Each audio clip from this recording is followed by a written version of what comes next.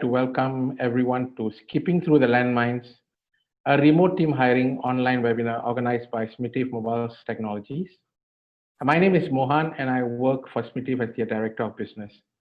Now, a quick introduction on Smitiv.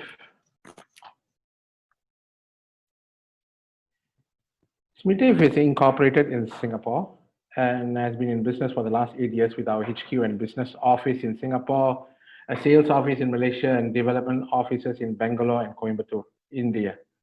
We have been serving clients stretching across the globe based in countries like Singapore, Malaysia, Australia, India, USA, UK, Netherlands, Nigeria, Congo. Yes, those two countries in Africa is covered by us as well.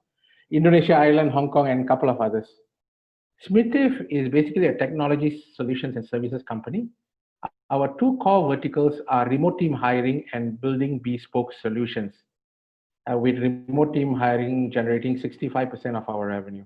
Hence, we have engaged enough with clients to talk about remote team hiring, often endearingly known as outsourcing. Today's webinar will last approximately about 60 minutes as I hold your hands and guide you safely through the landmines. And upon successful crossing, you will have about 15 minutes to salvo any questions you have, which would be answered by me or our principal consultant and CEO, Mr. Govin, or our expert panel who is on standby. Now, if you have any questions, just raise your hand. My team will, not raise your hand, just put your question down in the chat area, and then we'll take note of the questions. Okay, you may ask why landmines? Okay, according to the Macmillan Online Dictionary, a landmine is a bomb hidden under the ground that explodes when a person or a vehicle moves over it. So it's basically something you would least expect, like an unpleasant surprise. So it's like a red flag you would like to always negate. Since we are the topic of landmines, allow me to serve you a fun fact, or maybe I could ask you a question. Which country has the most landmines? Can you guess? If you could guess, just take maybe a 30-second guess, and if you are courageous enough, you can put your answer on the text area. Okay, let me reveal the answer. Egypt. I don't know whether how many people would have got this answer or even thought of that. My first thought when I thought about this was Vietnam, because I've seen enough videos in my lifetime to understand a lot of people lost their legs, arms, and I don't know what else, walking through just paddy fields in Vietnam. But Egypt has been listed as the country's most contaminated by landmine in the world, with an estimate of approximately 23 million landmines. Egypt is also considered as the 5th country with the most anti-personnel landmine per square mile. You see, as many business owners would have discovered by now, hiring and managing a remote team can sometimes feel like an entirely different kettle of fish to leading a physically located team. But actually, if you really think about it, it's the same fish, just a different kettle. If we think about what teams really need to do and what business owners really need to facilitate, it's mostly like setting goals, setting objectives, giving instructions, sharing information, collaborate with each other, offer assistance to each other. The job is almost like it's the same, whether our desks are side by side or whether we are working at home or even thousands of miles apart. Working remotely does, of course, pose challenges in unexpected ways, however. Adjusting to our work and communication being mediated by technology instead of relying on our age-old instincts means we have to rethink how we do certain things. When I say rethink, I mean foundationally rethink, because there will be landmines, and you should not just understand that there are landmines. You need to realize it. Understanding and realization are two different and very, very separate things. So I believe in questions, and question leads to answers, and answers build experience, which allows me personally and professionally to make money. So if you have any questions, I would advise you to just put it down on the text area, and we'll get back to it. And there is a set of principles for my life which has helped me through most of my career, professional or otherwise. They have been like being on time, knowing why am I here, or I like to call it the man in the mirror syndrome. I'll explain to you later on what is that all about. The third one would be being very, very focused. The fourth one being everything needs to happen now. And the last one is the most important one, which I hold to my heart very dear, is managing expectations. So I've crafted the structure of the webinar with the same set of principles as its application is truly universal in most things applied. Let's take about 30, maybe 30 to 45 seconds to look through the content before we dive in.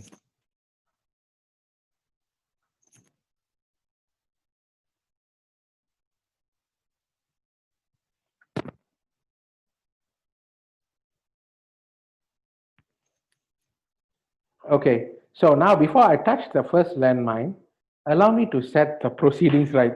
This will not be your run of the mill 5 steps on how to effectively manage your remote team, 6 common mistakes that you should avoid, 7 golden rules for applying developers from Bangalore. No, they have enough updated articles online for that. Or you can, if you really want, have a separate Zoom call with me and our team of experts to discuss those areas. You see, this seminar or webinar is going to be very much of an introspect, an insight first approach, so as to not make much mistakes outside. A deeper dive into you, yourself as an entrepreneur, a business owner, a decision maker. And also, 60 minutes is a very long time. So, if you get tired, I think you should know what kind of exercise you need to do to keep your eyeballs dilated, or even you can move your fingers or your feet around so you don't get some kind of I don't know, stiff fingers, stiff legs, or I get that kind of stuff because I'm diabetic. So that's why I would like to pass on this every time I do any kind of a long talks. And I hope to have your also your patience to write down the questions and ask the questions at the end of the segment.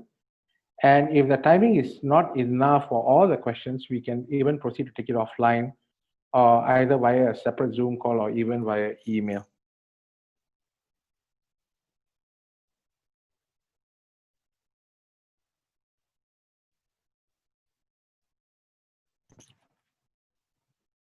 Okay, let's look at the history of remote work.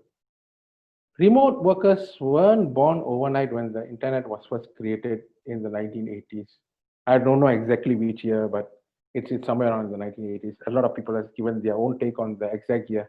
But working remotely was the norm long before offices and even commuting existed.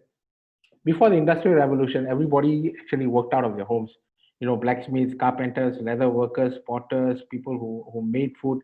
Everyone set up their own shop at their own residence or just outside their residence or nearby parks and sold their goods from there. With the Industrial Revolution came a need for automation and the creation of factories, big, huge machines, large scale productions, all propped up here and there. And it required employees to be present in house to complete their work. This is also when people started commuting to designated office spaces. Now, from factories, how did we move on to the cubicles? So after World War II, right, the global economy actually started to strengthen, and so did the rise in big corporate headquarters, big office spaces, and aisles of cubicles. The 8-hour workday was also born during this time. With the economic expansion came advancement in computers and technology that paved the way for modern day remote workers as we now know them. More people started to own personal computers, and even more were connecting their homes to the World Wide Web. Two events that would later pave the way for remote work to thrive. And yes, the two events are actually internet and Wi-Fi. Whether working from home office, laptop at a coffee shop, or even a smartphone, the internet gave employees access to cloud-based applications which led them to do everything they would in their cubicle outside the office. Nowadays, virtual employees work all hours of the day and can stay in touch with their coworkers from all over the world thanks to the internet. Trust me, I work 18 hours a day most of the time. My boss works 20 hours a day. He doesn't sleep. So we are very much indebted to internet. We love it. So that was the history of remote work. Oh man, I just clicked on the wrong button. Just give me a second. Okay. Now let's look at what's happening now. There has never been a better time than now, or shall I say the new normal, That's the new buzzword, right? To exemplify the reality of remote hiring. COVID-19 has widely and severely disrupted the workplace, with many companies deploying remote work as an alternative to the traditional office, and many others, unfortunately, reducing hours for their workers, and some of them are getting laid off altogether. Serious situation, but it's real. Work from home actually showed that you don't need to be in the office to reach results. But I won't say that this is for all businesses or business owners, because everybody has their own impression about working in office, right? And working in an environment where you can see the other person physically, or go and sit down on a table and then talk to them and share ideas. But popular polls are leaning towards these findings. As you can see, uh, people who spend about 60 to 80% of their working hours remotely for at least 3 to 4 days out of the week report the highest engagement rates compared to those who never work off-site. These are the kind of information that is being gathered or collated on the internet based on popular polls with regards to working from home.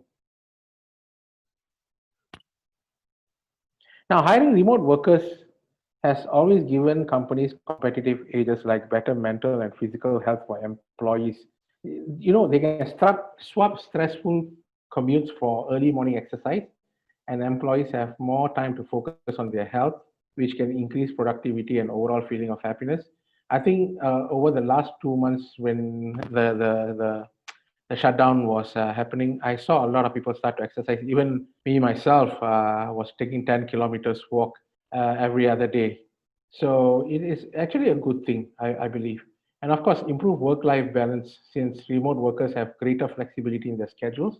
They have more time for their family, personal obligation, and even on developing their career. They can take that course in Udemy that they always wanted to take and didn't have time because they had to go into work and stay in the office.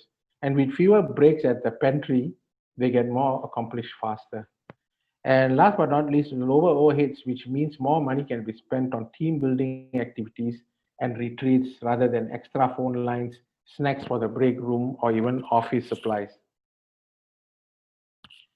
Now, let's quickly take a look at big companies that actually hires remote teams. We have Dell. I think the work culture at Dell is based on the company's connected workplace initiative, which offers flexible work options, including remote work, flex time, job sharing, part-time work, and even compressed work weeks.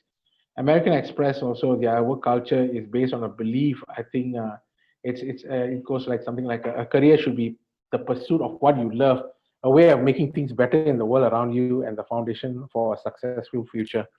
Apple, of course, believes in telecommuting and in-office positions available in areas like marketing, operations, human resource, finance, engineering. They have really embraced it. And let's look at who are the companies that are 100% fully on remote. I think Tribe, which is a modern company expanding digital agency and lifestyle with a modern twist. The company actually creates custom products and solutions for their clients. Their clients includes startups. Their clients also includes higher education institutions to even government agencies and some very, very famous companies around the world. Of course, GitLab, which is a collaborative open source platform, I think most tech guys know this. GitLab enables users to unify issues by reviewing, generating, analyzing, and even implementing code into a consolidated user interface. We have InVision, we have Time Doctor, Upworthy, all these companies, right? If you can see InVision, Time Doctor, Toggle, GitLab, these companies are very much built by people who believe that they can work anywhere. They don't need to be in a single place because all the information is collated online. So these are some of the companies that are showing that virtual work is already the new normal. As more companies make remote work part of the company culture, daily commutes, inflexible hours, and brick and mortar offices are fading out of style. Okay, since we are talking about remote work, right? There are some terminologies that I think it'll be cool for you guys to get to know. Co-working spaces. Okay, this means basically a place where everybody comes and works without having their own office. Giants like WeWork and Ucommune have recognized the incredible demand for flexible work environments. So more than just being a space dedicated to work, these areas are tailored for comfort, accommodation. We were placed in Ucommune last year, and they had a huge table tennis table, which I only played once because I ended up working more than I play. And they have very nice coffee machines and free cooks and whatnot. They try to keep you there, and you are very happy in going to work. Even when I brought my kid to work, he was so happy and he wanted to start working and not go to school. So that's how dangerous these places are, co-working spaces. Okay. Travel working is the other buzzword for remote work terminology because it's primarily a growing initiative among the Gen Z employees. It simply involves working remotely while on an extended vacation. This approach to work is part of the digital nomad lifestyle. It's as a trend where younger workers choose to embrace a world without anchors. They will take their laptop, they will travel to Bali, and they will just sit down and work for 2 months, and then maybe find a part-time job in a bar. Traveling while working allows remote employees to always hold down a reputable job with a respectable company while traveling to different states or countries over an extended period, and fulfilling the need for seeing the world. I would love to do that, man. In my time, I don't think we had this stuff. So the other terminology that I want to introduce is called gigging or gigging economy. It's extremely prominent among younger workers, and it gives them the means to work multiple jobs without the constraints of traditional work office hours. I used to call this part-time or temping. Now they have this work called gigging. So the same, I guess.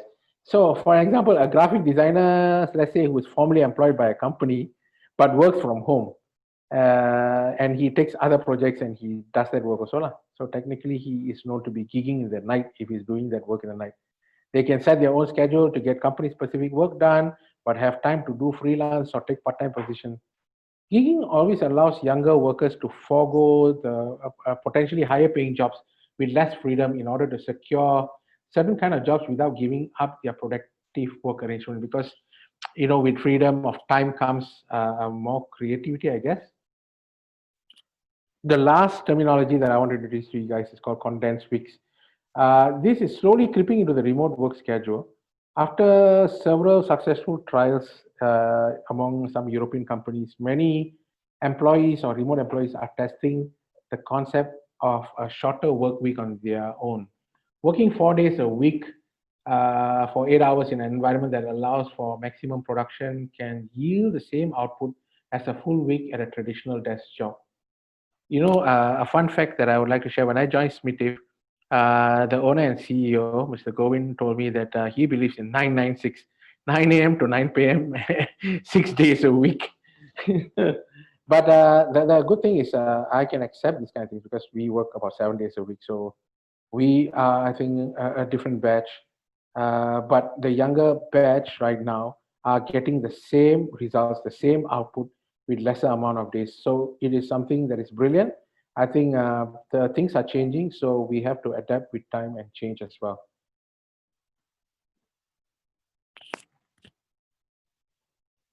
Now let's discuss what is a remote team. I think the definition is clearly stating that it is comprised of employees or independent contractors that work and live in different geographical locations. I think the rest of the definition you can read because I don't want to just read the definition.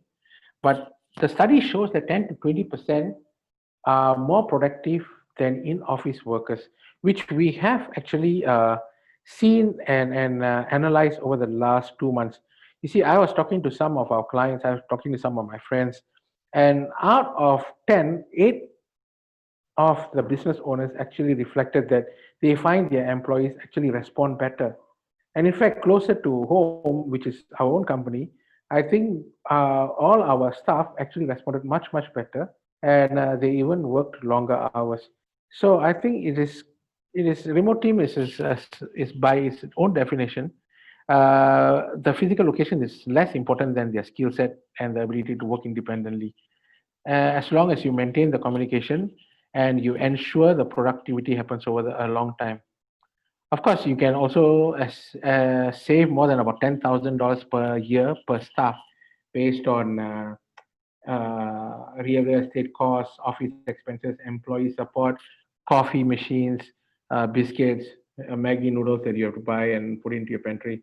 So all this money you can save. I'm not saying that you should save this money, but you know that's the calculation that is given. Let's also now look at remote works versus remote teams because there is an important distinction between these two. Remote work, commonly referred to as telecommuting, can be performed by any employee as part of their position and may be necessary due to family responsibilities or just logistical convenience. For example, if an employee could be allowed to work from home a few days a week, saving the need to commute to the home office. This type of flexible work arrangement may be solely for the benefit of a single employee and unrelated to the others working on similar projects. In contrast, remote teams are assembled with a strategic intention to have an entire area of the business handled by team members. The purpose will usually revolve around cost savings, access to talent pools, or the need to have team members positioned in different locations for expansion into new markets. Talking about new markets, let's look at international versus local remote teams. In some cases, the remote team members may all be within their home country but spread out over different cities or states. Usually, the team will be coordinated by a manager in the local home office. Now, remote teams can also operate across international borders, which can be an advantage for a company that is looking for specialized skills or simply the ability to service a foreign market during its business hours. So, let's say if we are serving a client in the Middle East or Eastern Europe or even the African zone, it would be great to have an office in UK which corresponds to all those three timings, and that would allow us to facilitate with the clients better. The challenge with international remote teams is the difference in time zones, of course, and language barriers and complying with foreign payrolls and employment laws. Those things are a headache, trust me. What are the popular locations for remote teams? Remote team members may be located almost in any country, but some locations are popular for recruiting specialized employees. In some regions, right, the local economy may allow a company to pay a lower wage than in the developed economy of the home country. India, as a long-time hub for IT workers, is one country where software developers and other skilled tech workers can be hired. We have our development houses in India in two separate locations. One is in Bangalore, which is, I think, more prominently famous, and the other one is in Coimbatore, where the company was founded. Now, Philippines has emerged as a leader for call centers, and there is a trend for companies to hire and form their own remote teams instead of outsourcing to a third party. Vietnam and Indonesia has been heavily trying to take a piece of the pie controlled by India in the IT sector over the last 5 years as well. Now, interestingly, countries in Latin America such as Mexico are attractive locations to hire remote workers due to lower wages, similar time zones as the US, and with a bilingual capacity. Now, what are the misconceptions about remote teams? Remote work is gaining popularity globally as more skilled employees and contractors look for autonomous positions, but it is a trend that is being slowly adopted by some businesses. Not everyone are jumping hands and feet into them. Companies may still be hesitant and not always be receptive towards the idea of having members of a team that are located in multiple geographical locations. Sometimes it's a plain headache. You have to talk to three people from three different countries, right? And make sure they are all on the same page, they are aligned with the same goals. By using remote team members for technical sales or creative work may seem to entail greater risk and runs counter to the traditional office-based environment that is easier to manage and control. There remains a few common myths and misconceptions about remote workers that needs to be dispelled before a company can actually embrace this growing business strategy. The first, of course, is remote workers are not as productive. So this is one of the leading concerns for any business owner that is contemplating hiring remote workers. It is the idea that the team members can't possibly be productive without supervision or on-site management. If my staff is not sitting in front of me, that means he's not working. He is gallivanting probably on Facebook or putting up a video on TikTok, be it about business or otherwise. It's still a big headache for me. So, however, in the modern age of time tracking, tools, message boards, and websites such as Slack. There are many ways to manage remote workers and monitor productivity. The key is to hold these employees accountable by establishing a process that is flexible and using tools to follow the process. In truth, the businesses that uses this strategy find that remote team members are actually more productive than office staff. The larger problem is actually that the overwork and burnout situation would happen, and due to temptation to work longer hours without the daily support of co-workers and managers. Remote workers are not as skilled. This is another misconception, and it's almost like people feel that there's more skilled workers prefer to be in a formal office, while remote workers are those that simply could not qualify for the leading positions. This myth is especially common when a worker is an independent contractor or a freelancer, since there is a perception that their work is actually a hobby and they don't need the money or they simply could not make it in the traditional working world. However, many contractors just prefer the independence and autonomy of self employment and often have a high level of skill and motivation, which is developed during their career. Because of this, right, hiring remote workers allows access to some of the most highly skilled talent in any given industry, because some of them actually really come with very strong skill sets because they have worked on multiple different projects, allowing their vertical depth of the knowledge that they can bring to you in abundance. Companies are no longer bound by geographical restrictions and may expand the hiring to pool to extend across the state or regional lines or even international borders. Recruiting talent without geographical boundaries is the only way to get the very best people. I read on a website recently, and the person was saying that if the person who is the very best in his or her field lives by choice on a sustainable village in Halong Bay, Vietnam, do you opt for a second best, or do you just take the talent where you find it? The third myth is it is difficult to find remote workers. A key question that arises for company contemplating the use of remote team is how to locate and recruit workers. In some cases, they might be former employees or contractors, but more often a concerted networking approach will be required to locate top talent.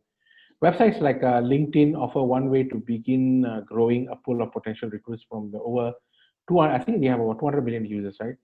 I'm not advertising for LinkedIn though, just to say that. There are also sites that list a wide range of project-based contractors and freelancers who may be open to a broader commitment.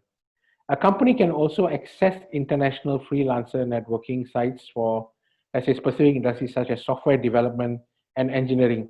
Fiverr, you can get it for $5, but some of them are slightly more than $5, but still can get the job done. Will you be satisfied? I'm not that sure. But yes, there is a solution where you can get it for $5 too. Participating in these sites can often result in contact with established contractors in any given region or country, but you need to do the filtering. Now, it is difficult to communicate and manage remote workers because the natural issue with a remote team is that of communication and management across distances and time zones without losing a sense of connection and inclusion. The primary question that arises for an employee is, how do I know what my team member is doing and what progress is being made? Not every remote worker is skilled at self-management or have that kind of a strong discipline that he can sit down and do his work for, let's say, any given 8 hours. But fortunately, there are apps and tools that are available that can overcome this potential problem. One way is to establish and monitor milestones will be through online checklist boards like Trello, Basecamp, which allow team members to communicate post-work products, signal project progresses. Slack is also another messaging app for remote teams with real-time message boards similar to Skype, but Slack has the ability to integrate multiple teams and give it a sort of like a virtual workspace.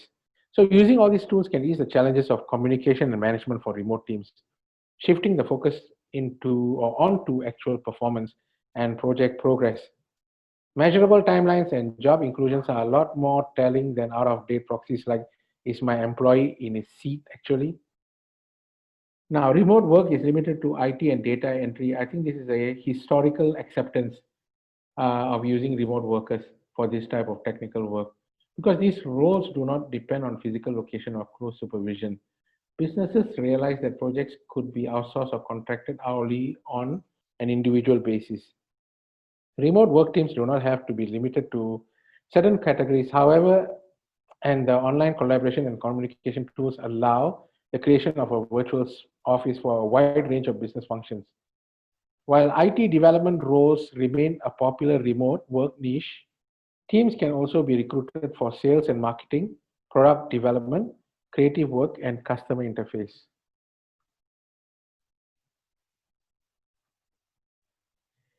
What is a remote tech team and why remote hire? A remote tech team can fill more support functions. These services may include interpreting difficult computer problems and provide technical support for hardware, software, and systems. Now, software development, engineering, fulfilling services, maintenance agreements, all these are all the areas where you can actually find and build a remote tech team to give you the solutions. Because many technical issues are repetitive and can be resolved with trained guidance, a technical support worker can usually walk a customer through the required steps or may even be able to manually correct the problem by accessing the customer's computer. You just dial in this number and the guy comes on and he say, "Hey, I'm Sam. How can I help you?" And he said, "Hey, my computer is not switching on." Then he will just say, "Oh, why don't you just plug in the power and maybe it will switch on?" That kind of step-by-step process to serious technical issues. All this can be done remotely via the phone nowadays. There are many benefits to using a remote technical team for this function rather than the staff based in a central office. So why remote hire, right? So the benefits of remote hiring are basically cost savings. One of the biggest benefit because the obvious cost saving is eliminating the need for office space and admin support for technical workers. Most technical issues don't require personnel to be physically present and using screen sharing technology and other standardized solutions. A remote technical worker can work with a customer directly from any location because we have experienced this firsthand. I even do it myself. This may also save the cost of paying for unnecessary on-site visits, grab fee when they go over to the client's location, they have to have lunch and all that, or sending in equipment for repair or even for replacements. So that is being one. The other is time saving and flexibility. A remote technical solution can usually be offered instantaneously as long as staff members are available. And if remote workers are in different geographical locations, then round the clock support may be possible. In this way, the customer does not have to wait for the start of the business day in the company location, and workers can have the option of working flexible hours depending on preference and company needs. Even if a remote team all work in the same country, some members may elect to work night shifts or split shift to provide 24-hour customer service. Now, the third benefit is, of course, skill and expertise. By using a remote technical team, a company can recruit based on a worker's area of expertise rather than proximity to the home office. This allows the business to build a technical team that has the range of skills and experience to match customers' needs. Now, with all that, what is the future? Why remote teams are the future? I want a good job, but I also want to have a life. This is what most millennials and Gen Z workers are saying. And these are the fastest growing, most prevalent groups in the workforce today, which means it's not a sentiment to take lightly. In fact, it can be argued that younger workers are dramatically changing the way we work based on the current and project based on the current projections on the future of remote working.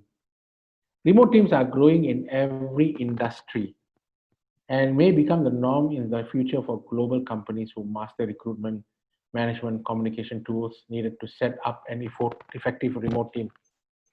The importance of remote teams to a company lies in the flexibility in hiring based on talent rather than location, as well as reducing in-office management costs.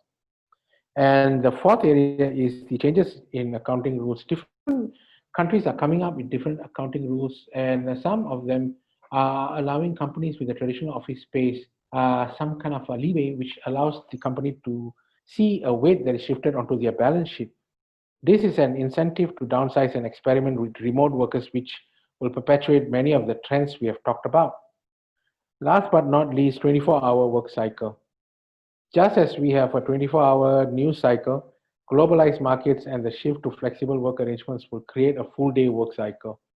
Night owls will work second shift and third shift. Traditional workers like me would stay on first and second shift. And because everyone is able to work at preferred times, a company can reasonably expect some form of operation at all hours without the cost of keeping a physical office open. But companies may still be hesitant and not always receptive towards the idea of having members of a team that are located in multiple locations.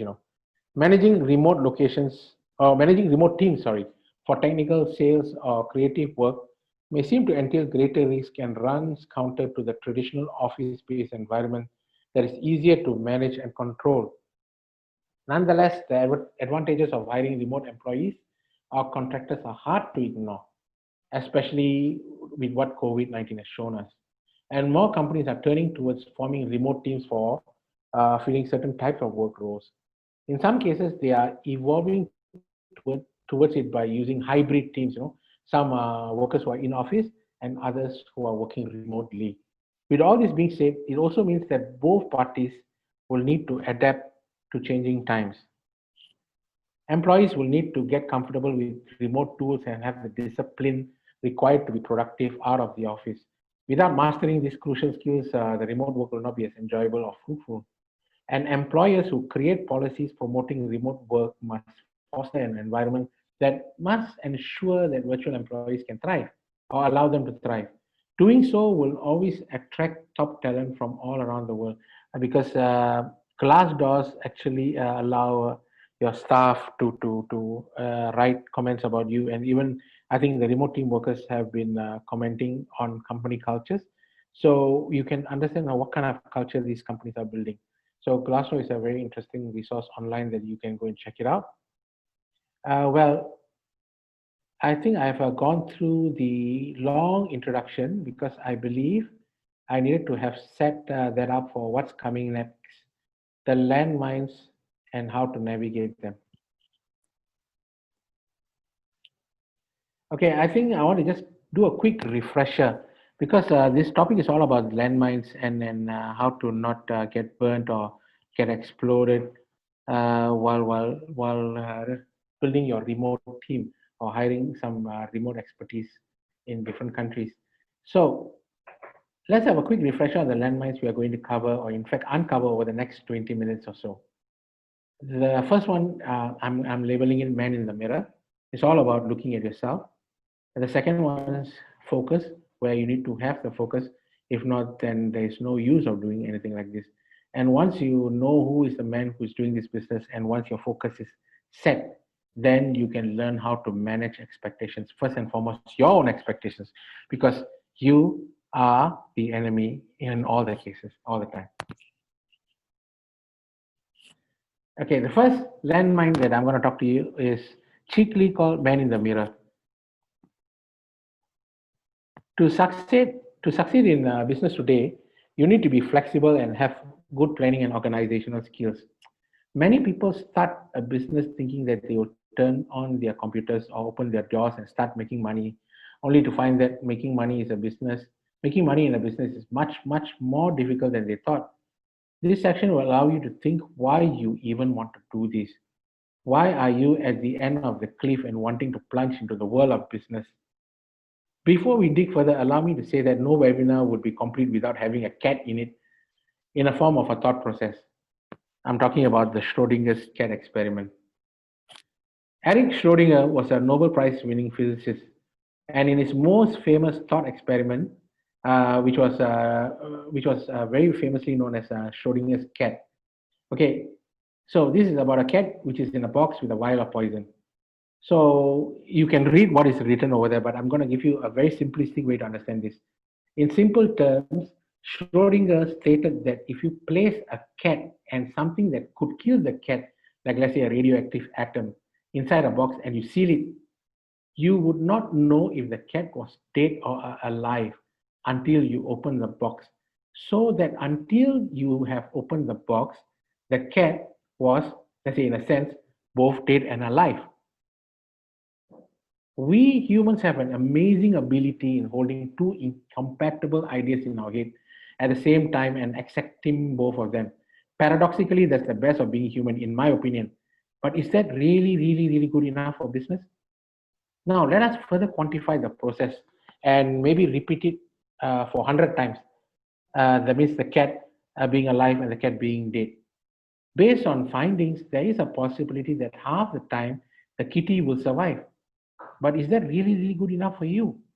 As an entrepreneur or business owner, when we start a business, of course we want it to succeed. But are we ready in our heads, strategically and tactically, for that cat to die 50 times? If the cat dies 50 times, do you have the 51st idea? Is your mind focused enough to conjure that much alternative measures? Are you even that positive, or this product idea is just too damn great? Because the reality of running a business or building a product is not that easy. I'm not telling you not to believe. I'm just saying that you need to have a good head on you. Dynamism in thought with strong structural foundations will be key.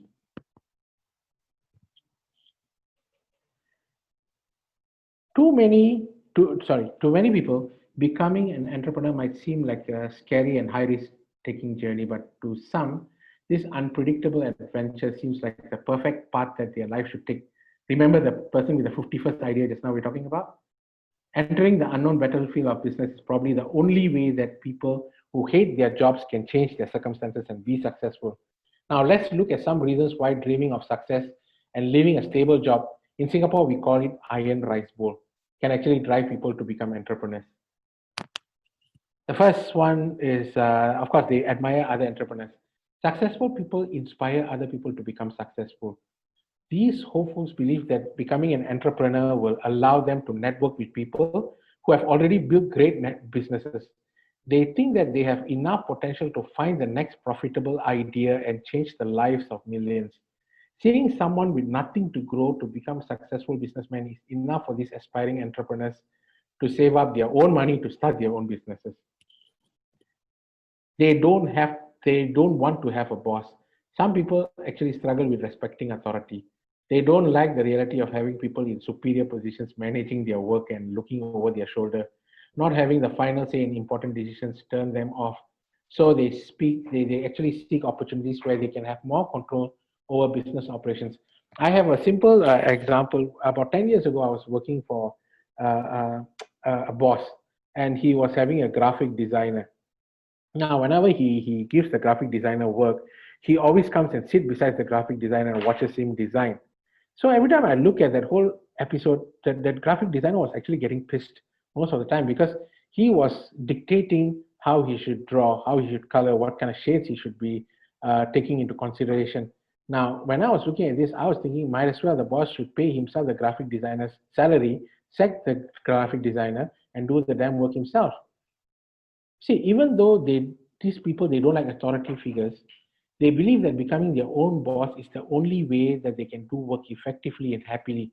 And happiness is something that we can never take away from people. The third type is they can't handle a 9 to 5 job. The reality of working for an average job doesn't seem always rewarding to aspiring entrepreneurs. Having to finish unfulfilling tasks seem really boring to them. Getting coffee, greeting nice co-workers, good morning gets boring after a while. The repetitive and routine nature of working 9 to 5 doesn't feed their burning passion for creativity and innovation.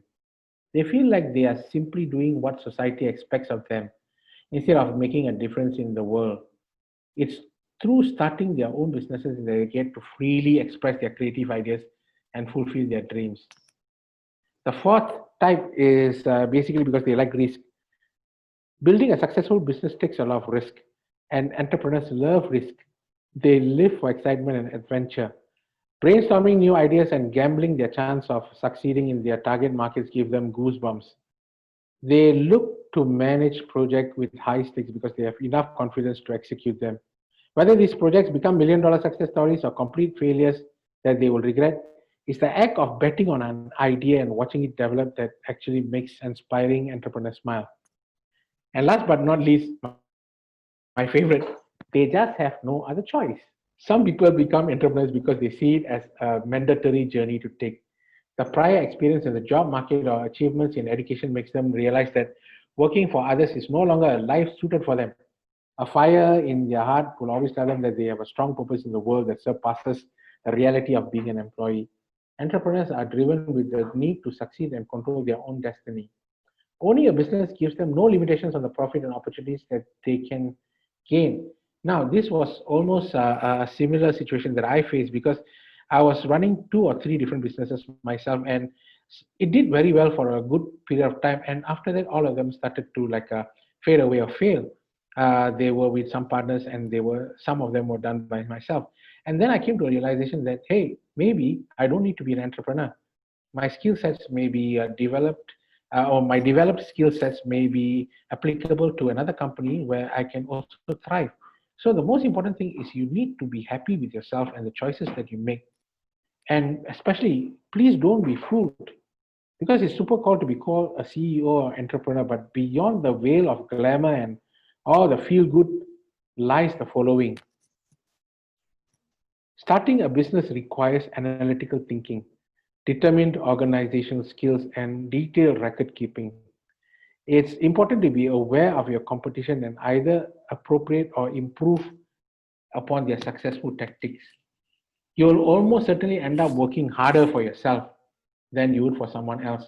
Because if you work for a 9 to 5 job, it's only 8 hours. If you run your own business, trust me, almost 14 to 18 hours. So prepare to make sacrifices in your personal life when establishing your business. Unless you have gone to a place where you can run your business by just coming into the office for 4 hours and making sure everybody else is doing the work, and that makes you an excellent manager. Providing good service to your customers is also crucial to gaining their loyalty and retaining their business. So, with all this being said, are you really ready? To succeed in business today, you need to be very, very flexible and have good planning and organizational skills. Many people start a business thinking that they will turn on their computer and open their door and immediately start making money.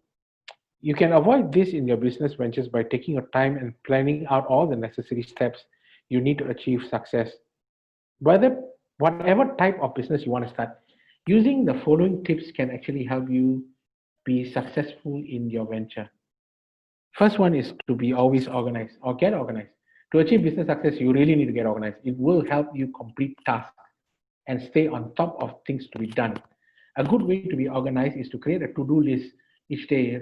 Take your notebook, write it down. If you have your laptop, there will be some kind of application like a post-it where you can put it down and it consistently stares at your face. This will ensure that you're not forgetting anything and completing all the tasks that are essential to do to the survival of your business. You know, I do it. Even my boss do it. I always see his notebook. He always writes stuff down. Number two, keep detailed records. All successful businesses keep detailed records. By doing so, you'll know where the business stands financially. That's the most important. And what potential challenges you could be facing. Just knowing this gives you time to create strategies to overcome those challenges. Super, super important, guys. Keep detailed records. Third is analyzing competition. Competition breeds the best results. To be successful, you can't be afraid to study and learn from your competitors.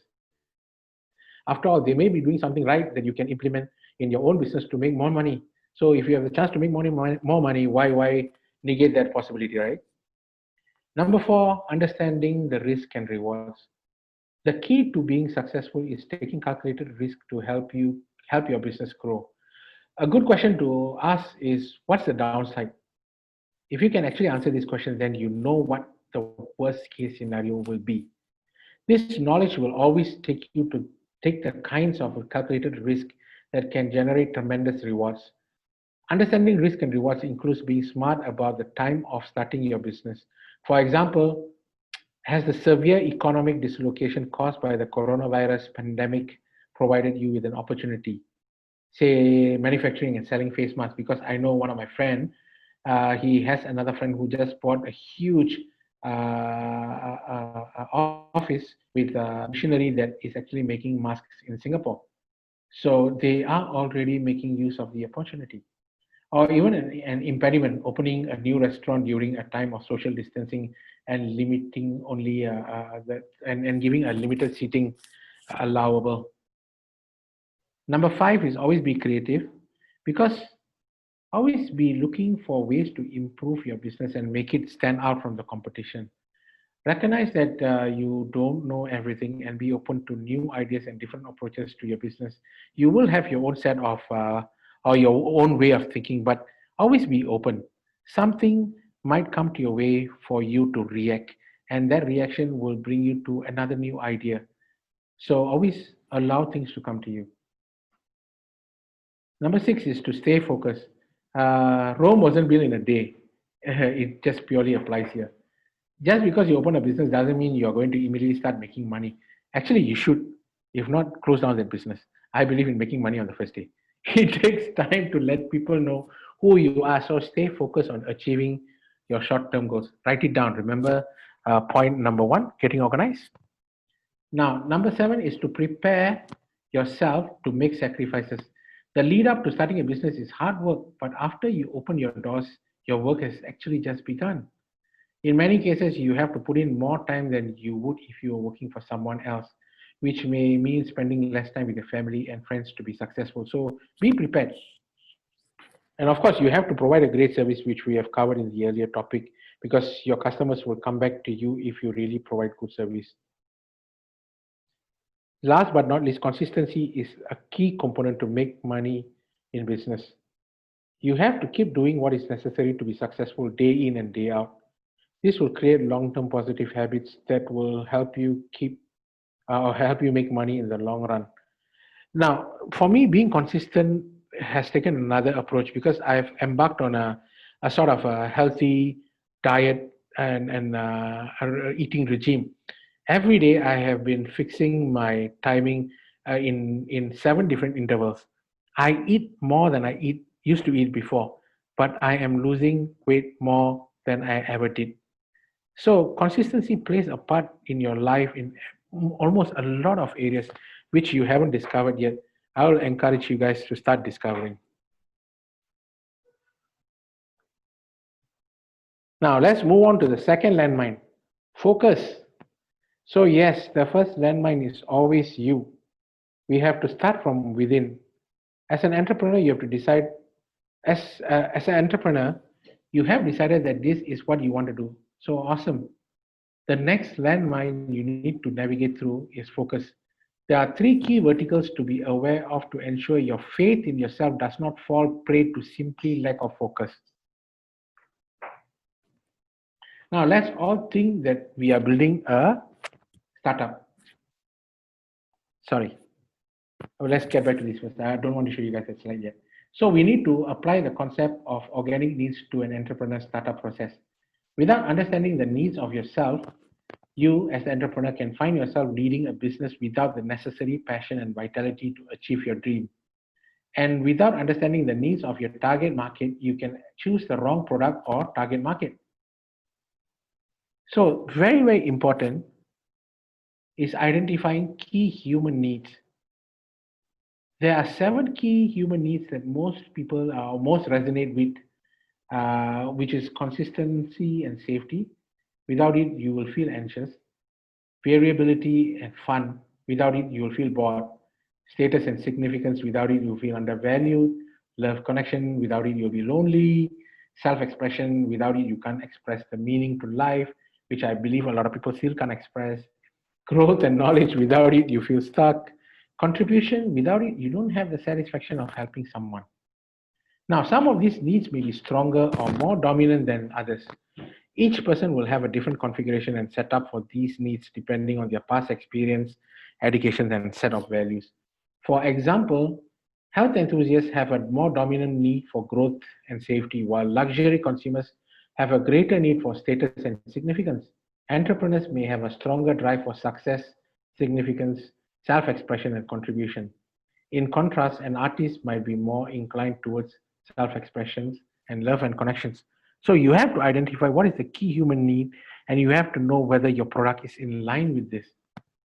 And if it is, then to really grow your business, you have to have a strong focus on your business. You can't grow a business until you have a focused vision of where you want it to go. For this section, I believe the answers can only lie in you. So I can help you with the questions. Creating your vision, your answers will provide you the insight you need in order to know what you need to do to grow your organization. How big do I want my company to be? Is it going to be a small one or a big one? You need to know the exact size. You need to plan. You need to know how much money you're going to be deploying if you want a big company. And with a big company, what are you exactly going to do? What is the company will be known for? What do I want it to be known for? And how do I want my employees to feel about their jobs? You see, all these are very, very important questions that you will or you have to put into place before you even think about opening your business or running a business because this creates your vision. If you don't know how your everyday workload will be looking like, you will not be able to control how the workload will end up to be. And that will allow you to measure success. Always know where you stand. Now that you have a vision, you need a detailed map, a plan. To create that, you need to know where you stand today. Having an accurate picture of the current operations and finances will help you determine the next steps to grow your business. Like which of your products and services are successful, how profitable are they? Have you done the market research on what's the market share? How are you actually operating? Is it efficient enough? Are you making the best use of technology? Are you using the best use of automation? And are you the best users of the government grants that are available for you to grow? Do your employees have the skills, resources, and tools? Even I know the government right now are giving some kind of a benefits to companies to actually encourage your staff to go and upgrade themselves. Yet again, I would like to throw another disclaimer. I'm not supporting the government's initiatives here directly, but I believe they're doing a good thing. And of course, you need to have an accurate picture of financial performance. Your cash flow, you need to be always on top of, because without cash flow, you will not be able to predict what's going to happen next month. And the advice that we give, or I give personally to myself, is if I'm going to run a business, I need to have a cash flow that will help me be able to survive at least for the next 12 months without cracking my head for paying my staff and paying my rental. That is very, very basic. If you don't have that accurate picture in your head, then something is very, very wrong, or something would go very visibly wrong. And also, do you have the resources in place to maintain your current business and grow? All these things you need to always think about, because this will be the foot place for your next thing, which is creating the map to meet your vision. Once you know what you're trying to achieve and understand what's happening in your business, you can create a structural plan. First, you have to use your financial reports that you have gathered to check your margins. You can say, like, I haven't run across a company yet that wasn't trying to increase their revenue year to year. Are you really profitable? Do competitive research to determine if your pricing is in line with the competitors, and then you can find out whether is it time to raise your price.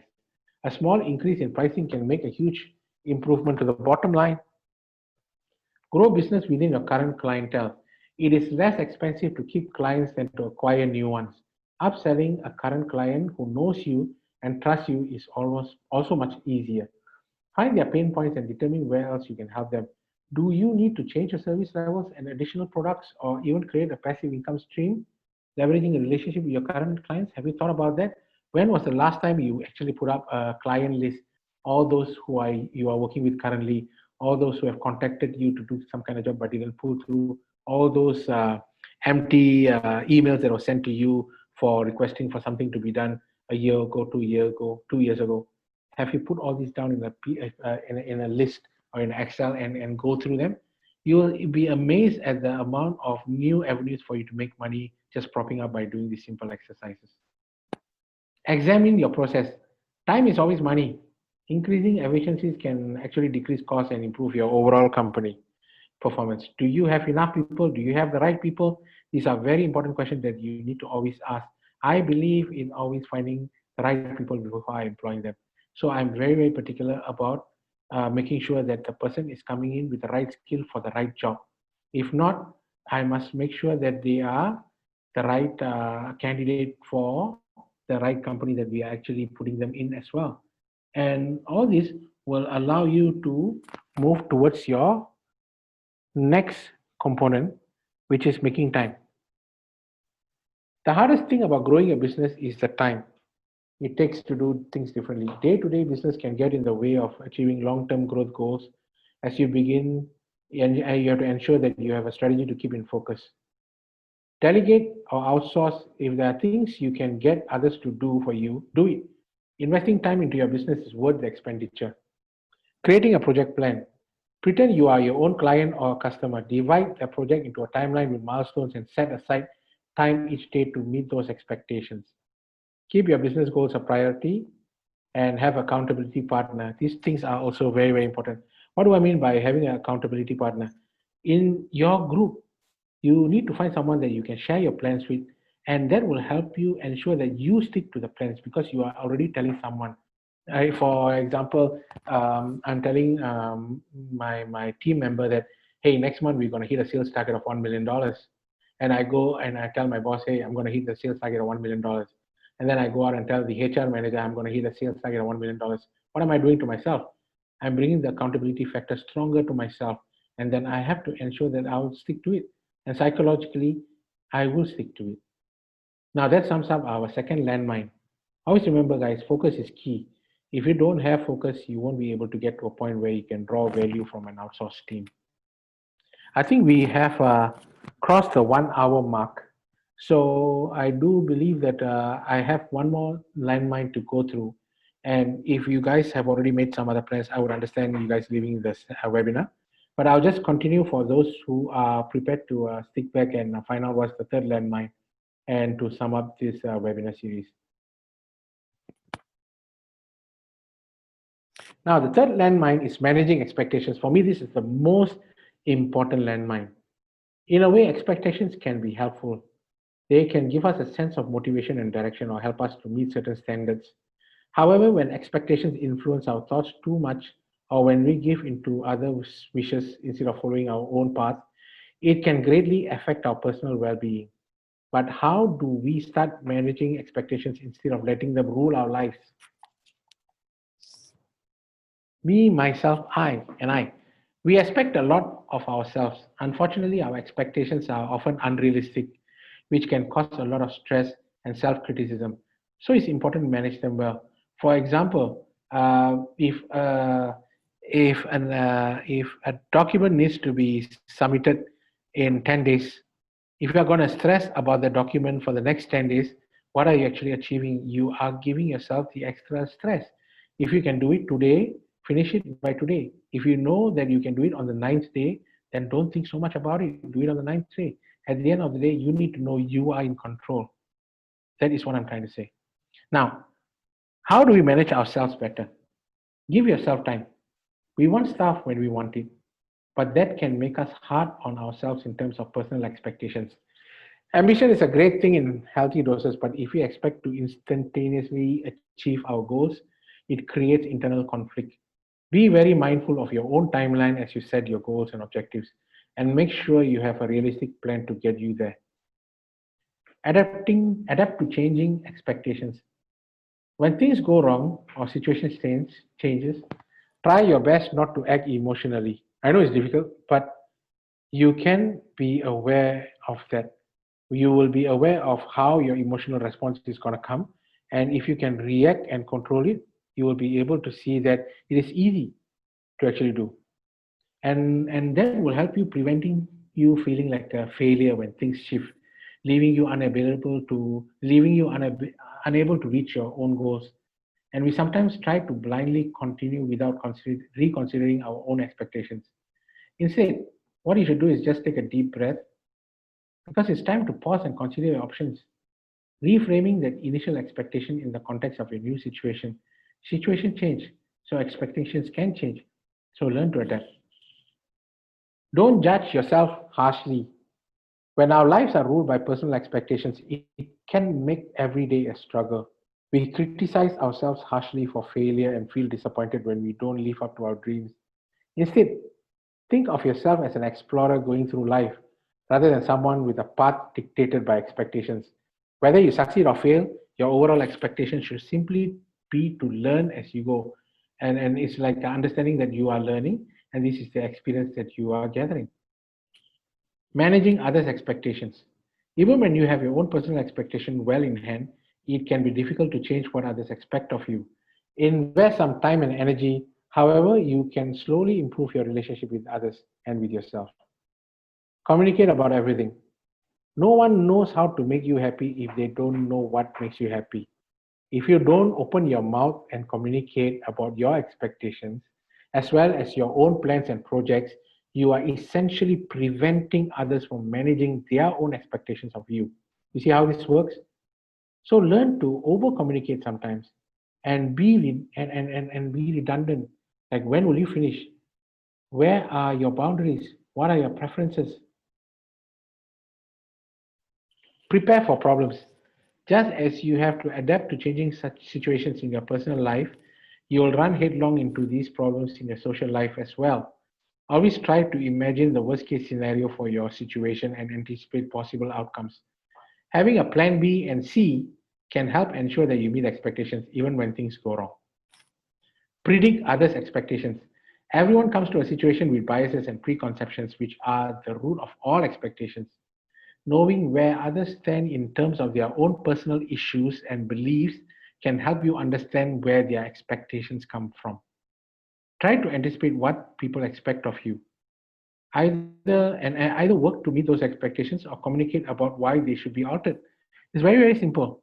If someone says, hey, you need to do this thing, what you have to do is open your mouth and tell them that, hey, I can meet this expectation because I can do that, or I cannot meet this expectation because I cannot do that, and explain the reasons why you cannot do that.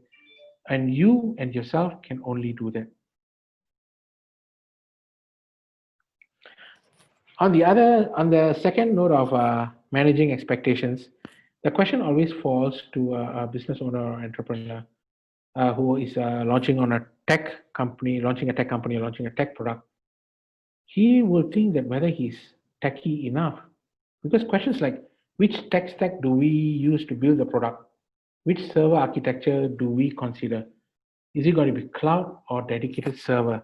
All these questions will come. These are tough questions if you don't have a tech background. But then again, Steve Jobs was not an tech architect. Who cares? The man changed everything related to the computer. Elon Musk never built a car or a spaceship in his life, but that hasn't stopped him from changing those industries. What you need, or what you need to arm yourself, is the ability to tear down or the power to tear down. When you don't have tech excellence to bring to the table, make sure you cover the basics. Your idea has a big say here, but the likes of Steve and Elon are also the masters of tearing down the existing products and consumer behaviors. Understanding the competitors' products or services is a basic step. Once you are ready to go beyond that and invest yourself to know the audience, their need and pain points, your insights will bolster your idea. Once you acquire that, a strong team, remote or otherwise, makes the translation of idea to application very, very seamless. Or you can find out a standout tech partner. If you want to get involved with a tech company but don't have the experience necessary to understand all the details, find someone who does. Or it can be a CTO or a consultant or a development firm or an agency. Before deciding, do your research about which option will best fit your needs. Some are more expensive than the others, while some involve more collaboration. Each will come with their own pros and cons, which you will need to consider carefully. For example, don't pay too much for a CTO who you think will magically fix everything, or pay too little for cheap labor hoping it will save you time and money. Both options could result in disaster, ultimately causing you the grievance or the pain.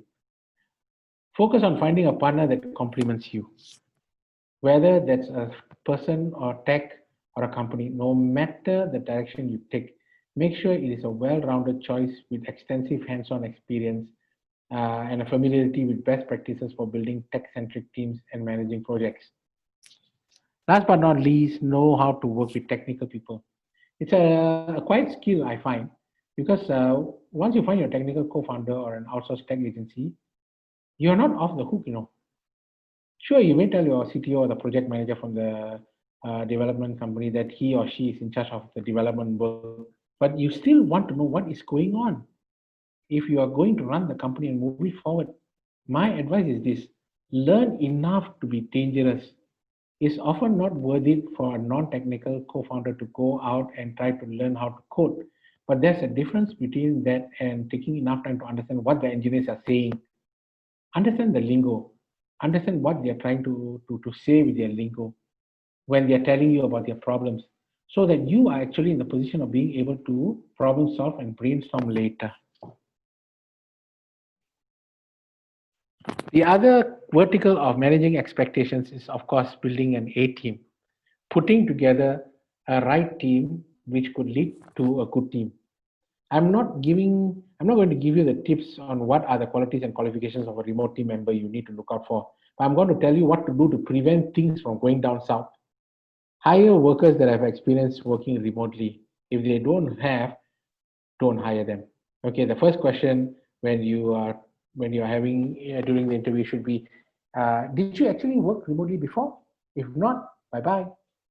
Be more transparent than usual in communicating company objectives and management priorities. Tell them what the company is about, what are their priorities, how you work. You have to set expectations for communication and productivity as well. You need to tell the staff that every morning, 9 a.m., there's going to be a scrum call. They have to be there. Or there will be a product weekly meeting at 4 p.m. every Friday. They have to be there. And for productivity, they have to fill up some kind of a report and that needs to be given to you. All our team members will give us reports every week on a weekly basis, and that allows us to be very transparent with the clients. So always set expectations upfront and use the same performance metrics for all team members. Don't just pile on the pressure on one guy and don't give the other guy in the same team the same pressure.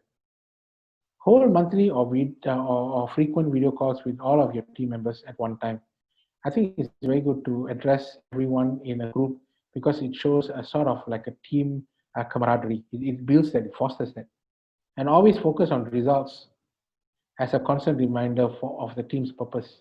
Always tell them that results is what that is needed.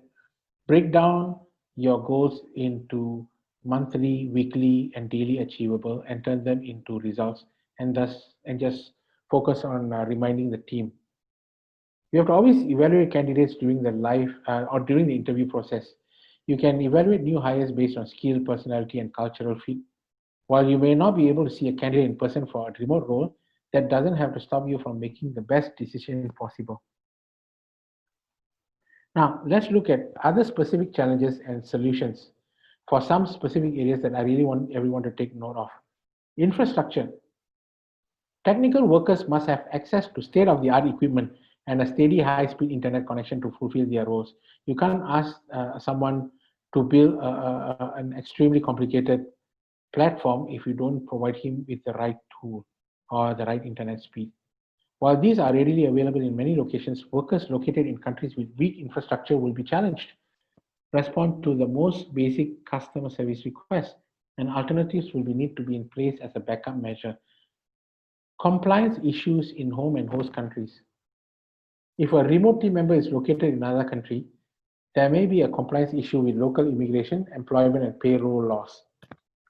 These items should not be overlooked simply because there is no formal office in the host country, since any non-compliance penalties will fall to the company. So make sure somebody is looking after all these areas in that host country. If payroll is run from the home country, those employment and tax rules must also be followed by the employer. These include the common practice of using contractors to fulfill tech positions, but then treating them like employees, leading to a risk of misclassification. Communication message boards and apps.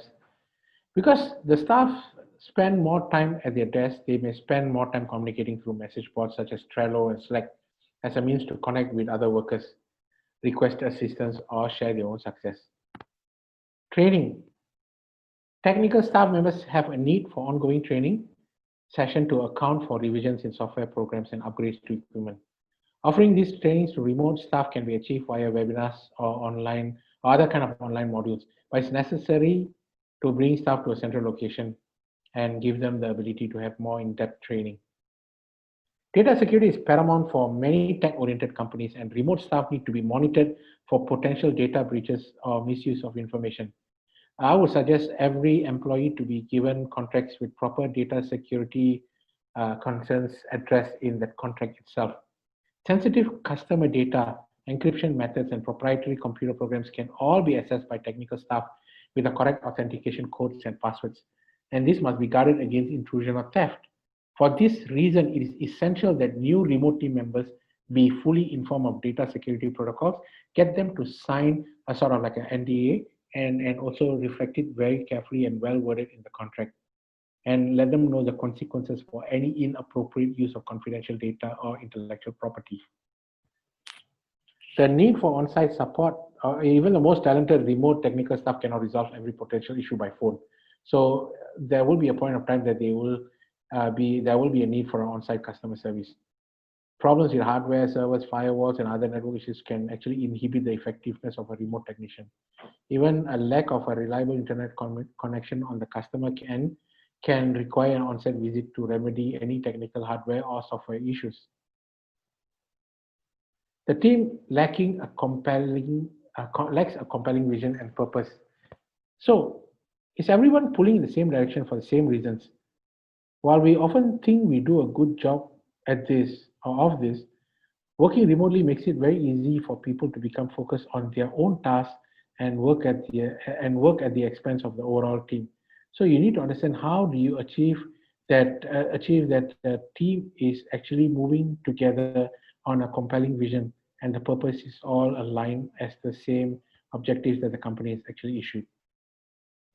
Team members don't hold each other accountable for their work and deliverables. This is a classic case because we don't see each other all the time and don't have a lot of accidental or incidental communication with people. You don't know what they are up to until a project is finished and a deliverable is made or not. Remote workers often develop a tunnel vision where they are worried about their work and on the relationship with the manager. If you're unwilling to confront a coworker or ask for assistance, working virtually becomes a very convenient excuse. Working remotely actually requires more proactive communication, not less, because everybody's thinking that if you're working in the same environment, the same office, you actually need more proactive communication. But that's not the truth. Team processes aren't effective or at least not adhered to. Working virtually and remote from each other requires clear, explicit processes. How do you communicate? What technology will you use in which ways to help share knowledge, collaborate, and allocate resources? Often, when people are unclear as to chain of authority, roles, and scope of influence, the default choice is not to communicate at all or take action. And last but not least, individual relationship with the manager. One thing doesn't change, and it doesn't matter if you are remote or not. The number one factor in whether someone stays or goes or functions at a high level or just putters along is their individual relationship with the project manager. Working remotely doesn't lessen the importance of a good communication, effective coaching, and influence. We sure makes it difference than what we are used to. Now, that sums up our third and last landmine. Now, I think we have come to the end of the webinar. I would like to thank everyone for their patience. And I would like to close up this webinar by giving everyone an interesting timeline of how technology transformed remote work and what the future holds before we head on to the question and answer section. But looking at the time, I think I've actually overrun by a lot. So what I will do is we will send you the actual document where you can take a look because there are some very, very interesting timeline-based information over here that I think it's very cool to talk about, but I shall leave it out. So let's move on directly to the question and answer session where you can type in your questions and we can actually end this webinar.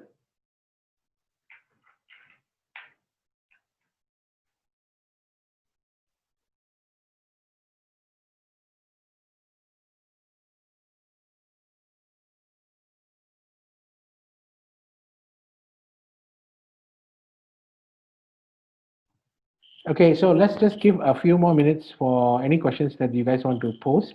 If there's no questions, then or you can alternatively email me, mohan@smitiv.co, with your questions, and I will be more than glad to answer. And let me also know if you guys want a copy of the PowerPoint presentation. We can actually email it to you as well. If there's no other questions, oh, there is a question.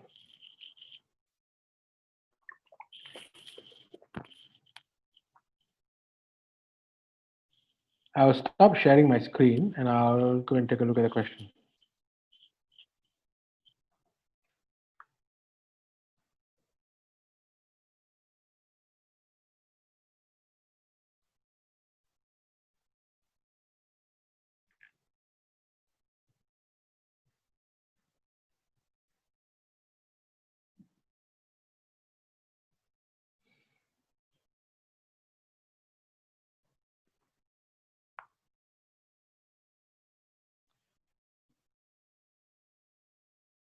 Okay.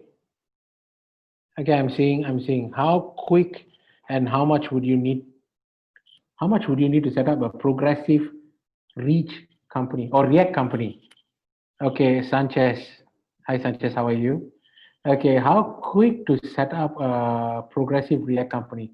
Now, this is a very technical question, and I will answer the first part of how quick you can set up the company. It depends on the type of product that you want to build, and based on the type of product you want to build, it will correlate to the type of experience that we are looking for in a React developer. So it could be a React developer that has an extensive experience between 3 to 5 years, and if you are looking to employ them in a remote location like in India, we need to make sure that they are currently available. So most of them, good ones, or those who are worth their salt, would be actually employed, and it will technically take about 30 days, 1 month, based on their quick notice if they can give. So my answer to the first part of your question would be if we have proper classified information about what is the product and how you want to build it and all the necessary tech information, we should be able to put together a team within a span of 1 month. Now, how much would it cost? The growing economy in India has seen steep rises in salary scale. So it won't be as much as Singapore. Maybe in Singapore, a developer would cost you about, a good developer will cost you about 4,005 to 5,000. In India, we can get the same developer at about 2,005 to 3,000. So those are about a safe measure, a safe cost to actually measure your actual expenditure on. And of course, project managers come at a higher rate. And if you want real experienced senior developers, they will technically cost higher. So basic entry developers, we are looking at somewhere around 2,000 to 2,005. Senior developers, 3,005 to 4,000. Project managers, maybe 4,005 to 5,000. Yes, in that range. So depends on how big is your product and how many team members you need. Basic products that we have put together, it cost about, I think, $10,000 a month, I can say, for an average team that we have been running projects for. So I hope I have answered your question. Can you type a yes if I've, oh, okay, very clear, great. Any other questions?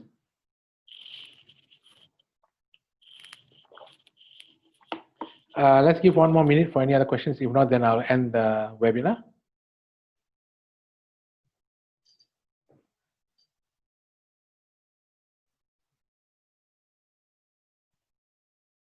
Okay, once again, I'm going to switch on my video so you know it's me that is talking. Hey, hi.